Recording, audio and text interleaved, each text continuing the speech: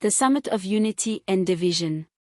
The sprawling hall of the African Union headquarters in Addis Ababa shimmered under crystal chandeliers. The air was heavy with expectation as the leaders of all 55 African nations gathered for what was being hailed as the Summit of Unity.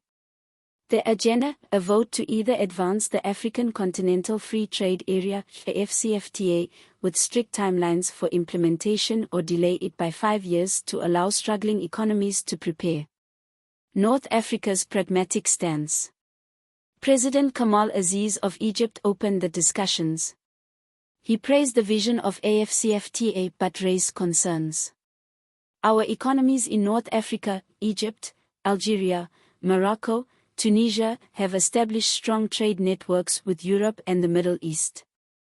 How will this new agreement ensure we do not disrupt our external partnerships while building trade within the continent? Murmurs of agreement ripple from Morocco's delegation, while Libya, still reeling from years of instability, remained silent, their representative merely observing. This statement irked the West African bloc. Nigeria's President Adewale Okonkwo, known for his fiery rhetoric, interjected, "With all due respect, President Aziz, this is about prioritizing Africa's growth, not safeguarding deals with external powers that have exploited us for centuries. We cannot let past dependencies dictate our future." West Africa versus East Africa. Meanwhile, East Africa's delegation, led by Kenya, was growing restless. President Amina Nyong'o of Kenya, a proponent of rapid implementation, countered Nigeria's dominance. While we commend Nigeria's passion, some of us have already taken steps to open our borders and streamline trade. Look at the progress of the East African community. Yet, we see little reciprocity.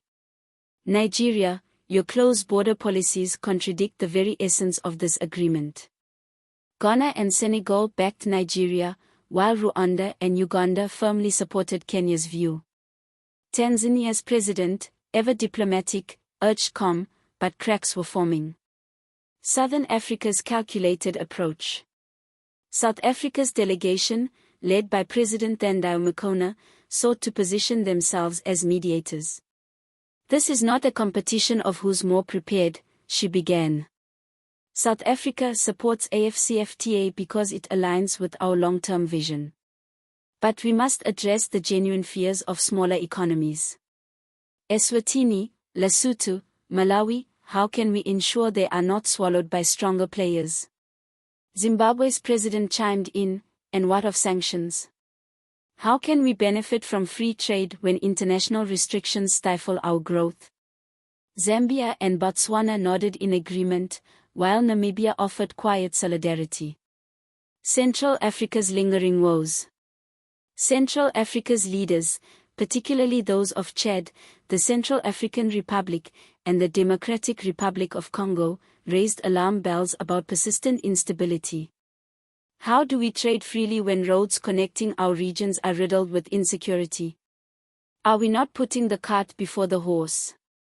President Lubenga of the DRC asked, his voice tinged with frustration.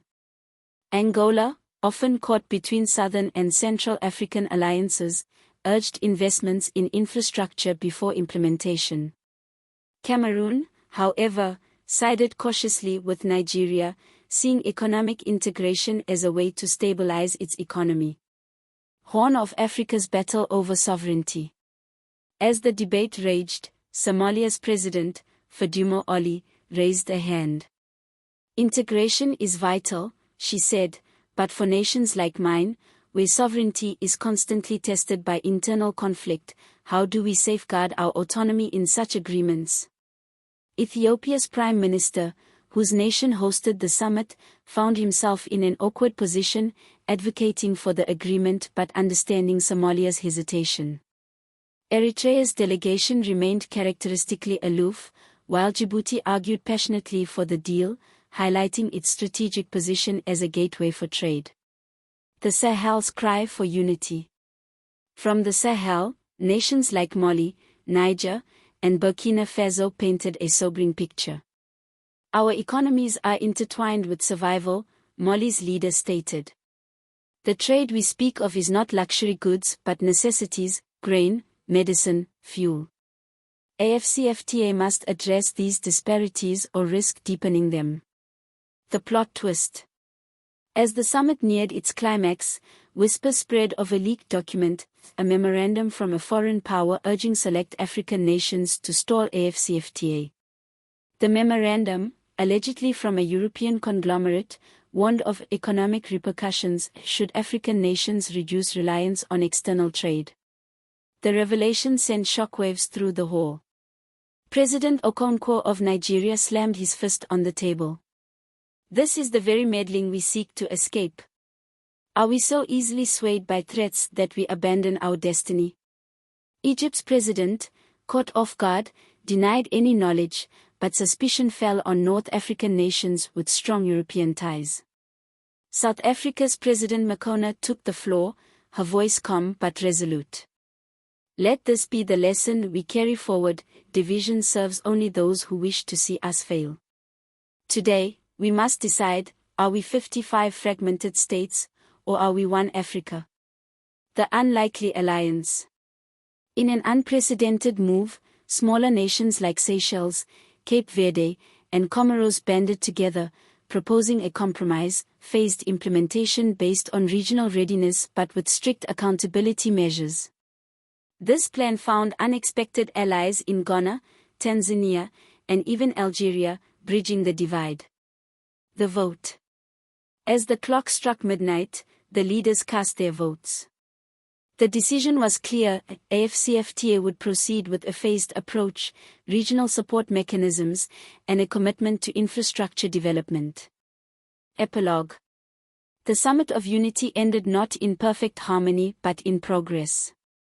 The leaked memorandum served as a stark reminder of the stakes, uniting even the most reluctant players in defiance. For the journalist in the corner, the summit provided a headline she would never forget: Africa chooses itself.